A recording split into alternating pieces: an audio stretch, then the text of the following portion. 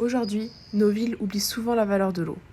Nous la polluons, nous la gaspillons, nous nous en éloignons. S'il est vrai que la crise de l'eau est l'un des plus grands défis de notre époque, nous nous demandons ce qui se passerait si nous repensions notre relation avec l'eau. Et si nous concevions nos villes avec l'eau comme un axe structurant? Et si nous la considérions plus comme une simple ressource, mais comme un système qui nous soutient et nous relie?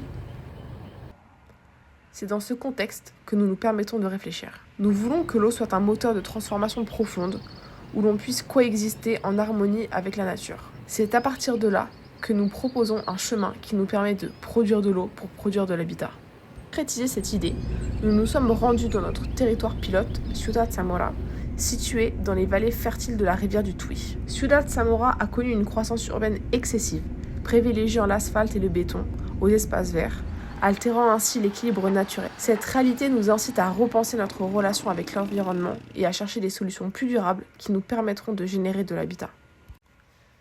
Nous commencerons cette proposition par l'école primaire de Ciudad Zamora, qui est un point stratégique pour développer cette idée. Le système que nous installerons dans cette école consiste à collecter l'eau de pluie par des gouttières situées sur les toits, à la stocker dans 4 réservoirs situés à l'arrière de l'école et à la filtrer par 2 jardins phytosanitaires situés dans le parvis de l'école. Cette eau sera ensuite réutilisée pour le nettoyage des espaces communs et des toilettes, ainsi que pour l'arrosage du jardin d'ombre. Elle permettra de créer un écosystème capable de générer des conditions nécessaires à la transformation de nouveaux habitats. Le jardin d'ombre abritera diverses espèces de plantes. Dans le jardin ornemental, nous trouverons des cariaquitos, des mananitas. Dans le jardin productif, nous expérimenterons la plantation de tomates, de carottes ou de poivrons.